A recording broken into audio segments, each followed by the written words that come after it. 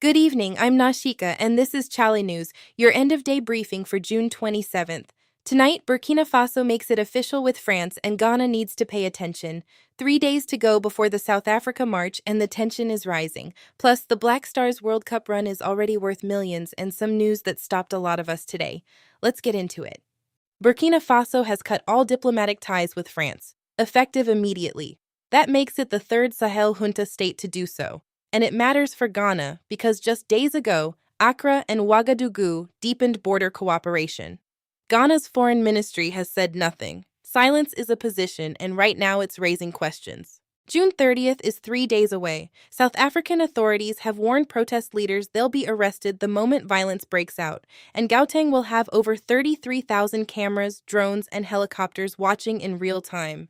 Ghanaian families over there are still facing abuse ahead of that deadline. The clock is ticking. Full breakdown on chale.news.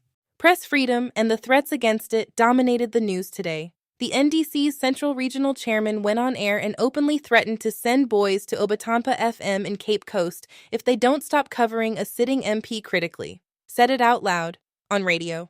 Meanwhile, the Herald's managing editor, Larry Dogby, narrowly avoided prison. His lawyers secured a 10-day stay of his custodial sentence at the last minute. 2 stories, 1 picture. Journalists in Ghana are being squeezed from multiple directions at once. Workers are watching this one closely. The TUC is threatening strike action unless government fast-tracks labor law reform and explains why public sector workers got 9% while some office holders got far more.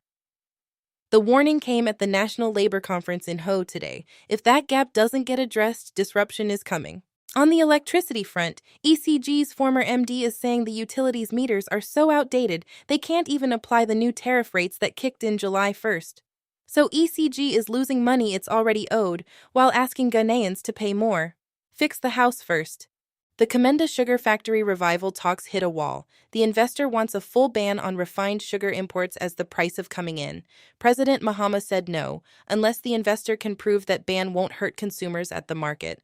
Talks are continuing. 6 people buried in a single day. That's the reality in Odomi today as the Nkwanta South community laid to rest victims of a recent communal conflict. Mourners came from across the Oti region.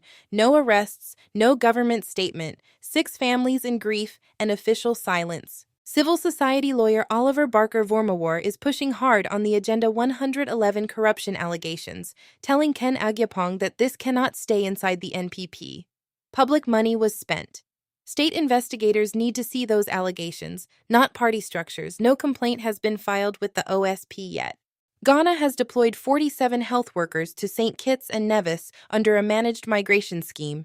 Government says they'll be back in 2 to 3 years. But there's no enforcement mechanism disclosed, and hospitals here are already short-staffed. They'll return is not a policy. Now something to feel good about. The Black Stars' last 32 World Cup spot is worth $13.5 million to the GFA, $2.5 million in preparation money, and $11 million for the knockout stage. First time since 2010.